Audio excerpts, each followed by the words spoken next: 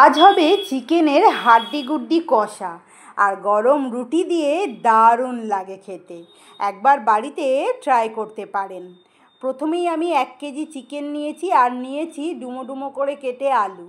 তার উপরেই দিচ্ছি নুন, দিচ্ছি হলুদ, দিচ্ছি ঝাল লঙ্কার গুঁড়ো, ঝালটা নিজেদের স্বাদ অনুসারে, দেব জিরে গুঁড়ো, দেব আমি ধনে গুঁড়ো, দেব সামান্য একটু চিনি মশলায় কালার হওয়ার জন্য, দেব রসুন বাটা, দেব আমি আদা বাটা।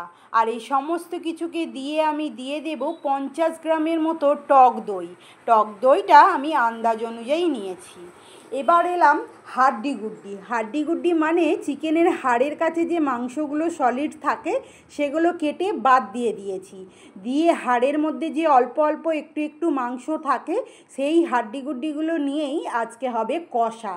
রুটি দিয়ে খেতে কিন্তু দারুণ লাগে খাসা। কড়াই দিয়েছি সর্ষের তেল, বেশ ভালো করে গরম করে নিয়ে ফোড়নে দেব শুকনো লঙ্কা আর দেব সাদা জিরে।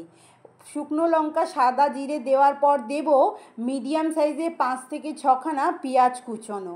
এই আন্দাজ অনুযায়ী 250 পেঁয়াজ কুচোনো আমি দিয়ে দিলাম। দিয়ে পেঁয়াজটাকে বেশ লালচে করে হাই ফ্লেমেতে ভেজে নেব। পেঁয়াজ ভালো করে ভাজা হয়ে গেলে দিয়ে দেব ম্যারিনেশন করে রাখা চিকেন আর আলুটাকে, যেটা আধ ঘন্টা হয়ে গেছে। ওপর থেকে দিয়ে দেব টমেটো কুচি। টমেটো কুচিটাকে দিয়ে আমি আবারও একটু নাড়াচাড়া করে নিলাম। বেশ 5 মিনিটের মতো নাড়াচাড়া করে নিয়ে দিয়ে দিচ্ছি চিকেনটাকে। চিকেন আর আলু সমস্ত কিছুই আমি দিয়ে দেব এই তেলটার মধ্যে। দিয়ে বেশ ভালো করে কষাতে হবে। ততক্ষণ কষাবেন যতক্ষণ না চিকেনের কালার বা মশলার কালার চেঞ্জ হচ্ছে।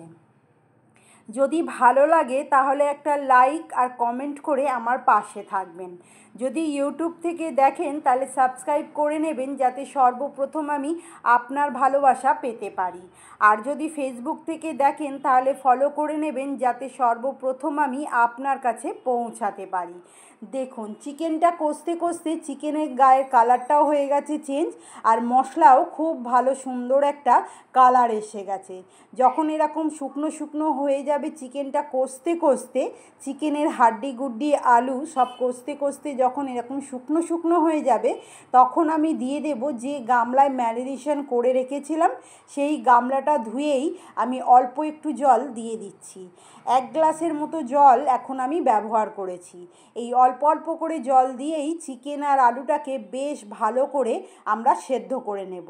এই যে দেখুন চিকেনটা খুব ভালো করে সেদ্ধ হয়ে গেছে, আর সামান্য একটু জল জল আছে, সেটাও ঢাকনা দিয়ে রাখলে মরে যাবে। তাই ওপর থেকে দিয়ে দিচ্ছি একটু গরম মশলা গুঁড়ো আর দিচ্ছি ধনেপাতা কুচি।